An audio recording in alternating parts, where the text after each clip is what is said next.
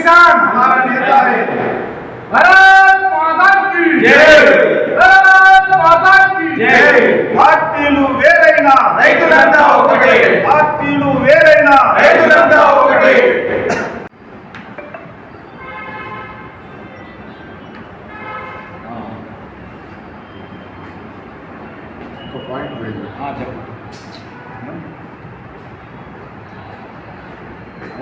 అనేటువంటి గ్రామంలో ప్రారంభమైంది. ముఖ్యంగా దత్తోపంత్ టెంగ్డే అనేటువంటి మహనీయుడు ఈ దేశంలో ఉన్నటువంటి రైతాంగము కలిసికట్టుగా సంఘటితంగా ఐకమత్యంతో పనిచేసినట్టయితే ఈ దేశం యొక్క రైతాంగం యొక్క సమస్యలు పరిష్కారం అవుతాయనే ఉద్దేశంతో ఈ యొక్క సంఘాన్ని ప్రారంభించడం జరిగింది. నేడు ఈ భారతదేశంలో కోటి మంది రైతులను సభ్యత్వం చేసి అన్ని రాష్ట్రాలలో జిల్లాల వారీగా గ్రామాల వారీగా సభ్యత్వము గ్రౌండ్ లెవెల్లో వెళ్ళి వాళ్ళ యొక్క సమస్యలను తెలుసుకొని ఆ సమస్యలను పరిష్కరించే విధంగా హరేక్ కిసాన్ హమారా నేతా హై అన్నటువంటి పద్ధతిలో రైతాంగాన్ని వాళ్ళ సమస్యలు వాళ్ళే పరిష్కరించుకునే విధంగా రైతులందరినీ కూడా మరి నాయకులను తయారు చేసే పద్ధతిలో మరి పనిచేస్తూ ఉన్నది. ముఖ్యంగా లాభంతో కూడినటువంటి ధర ప్రభుత్వాలు నిర్ణయం చేయాలి. అప్పుడు మాత్రమే రైతులకు మేలు జరుగుతుందనే ఉద్దేశంతో పనిచేస్తూ ఉన్నాం. రైతుల యొక్క సమస్యలు ముఖ్యంగా విద్యుత్తు సంబంధించినటువంటి సమస్యలు బాగా మేము సాధన చేస్తూ ఉన్నాం, తెలుసుకుంటూ ఉన్నాం, పరిష్కరిస్తూ ఉన్నాం. ముఖ్యంగా కొత్త కనెక్షన్స్ ఇచ్చే విధంలో కానివ్వండి, లూజ్ పోలు, లూజ్ వైరింగు, అదేవిధంగా ట్రాన్స్ఫార్మర్ల యొక్క ఫీజుల విషయంలో ఆ పని విషయంలో ముందుకు వెళ్ళి సంబంధిత అధికారులతో మాట్లాడుతూ ఎస్సీ ఏజీఎం అలాంటి వాళ్ళతో కలిసి రైతులకు కావలసినటువంటి సహకారాన్ని అందిస్తూ ఉన్నది భారతీయ కిసాన్ సంఘ్. ముఖ్యంగా చనిపోయినటువంటి రైతాంగానికి భారతీయ కిసాన్ సంఘ్ 1980 నుంచి పనిచేస్తూ ఇప్పటి వరకు ఏ రైతైతే విద్యుత్ శక్తి వల్ల చనిపోతాడో అతనికి ఎక్స్గ్రేసియా ఇవ్వాలని చెప్పేసి దాని ₹1,00,000 నుంచి ప్రారంభం చేసి మెల్లగా ఇప్పుడు 5,000 రూపాయలు అతనికి 5 లక్షల ఎక్స్గ్రేసియా ఇవ్వాలన్నటువంటి ఉద్దేశంతో మేము పనిచేస్తూ ఉన్నాం.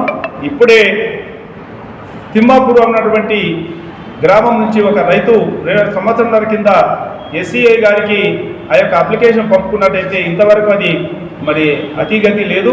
దాన్ని సాధించడానికి కోసం గాను ఈ సమావేశాలంతా ఈ రోజు జరిగినటువంటి భువనగిరి జిల్లా యొక్క సమావేశం తర్వాత అక్కడికి వెళ్ళి తెలుసుకోవడం జరిగింది.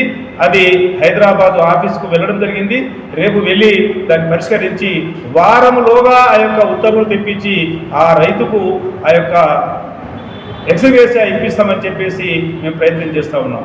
ముఖ్యంగా రైతులు పండించినటువంటి పంటలు వర్షమనక, చలి అనక, పామనక, తేలనక రాత్రి బహుళ పనిచేసినటువంటి పనిచేసినటువంటి రైతాంగం వాళ్ళ యొక్క ధాన్యం తెచ్చిన తర్వాత దానికి తగినటువంటి చక్కటి ఏర్పాటు లేవు.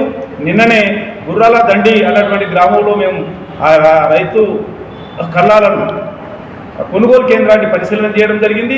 అక్కడ ఎవరు లేనప్పుడు జిల్లాధికారులతో మాట్లాడి వెంటనే ఆ సంబంధిత సూపర్వైజర్లను అక్కడికి తెప్పించడం, ఆ రైతులకు కావలసిన పట్టాలు ఇప్పించడం కూడా జరిగింది.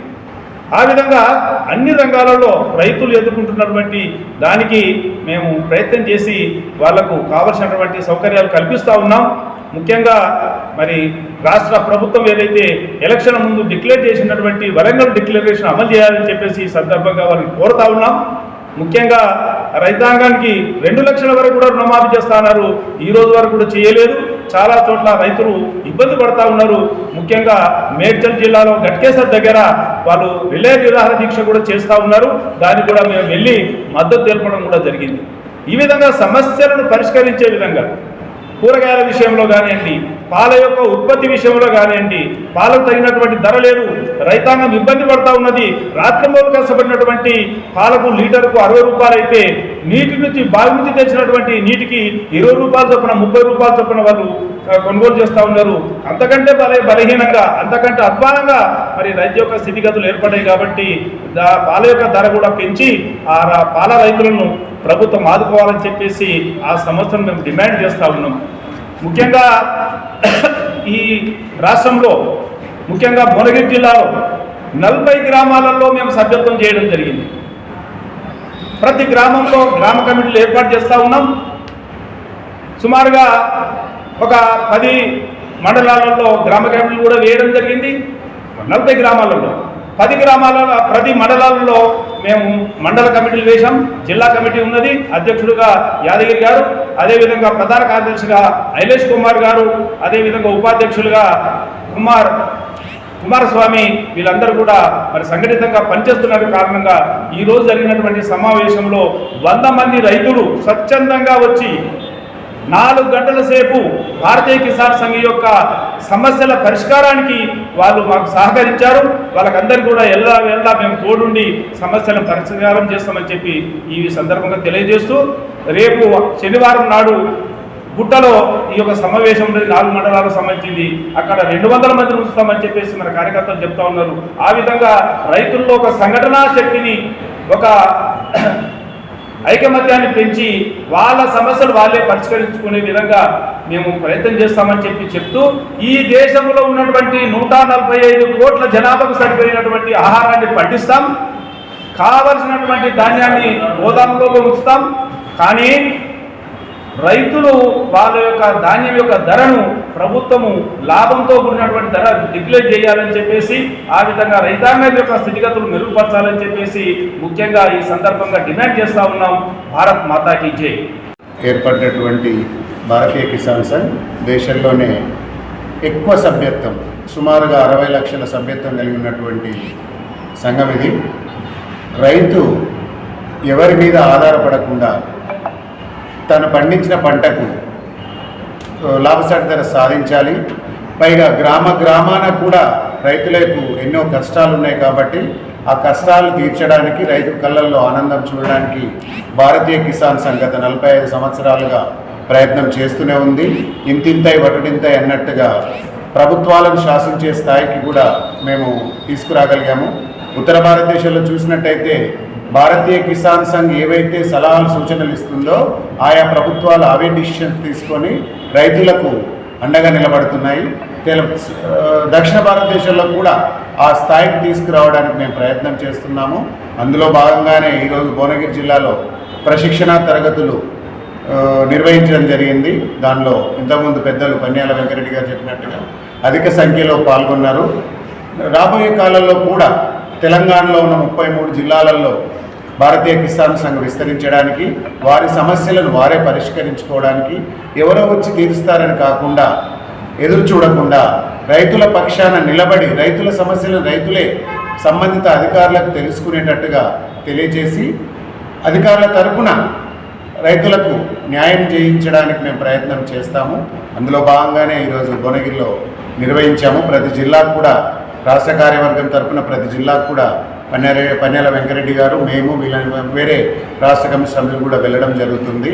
రాబోయే తరంలో రాజు, అందరూ రాజకీయ నాయకులు రైతే రాజు అంటారు కాబట్టి నిజంగా మేము రాజులమే.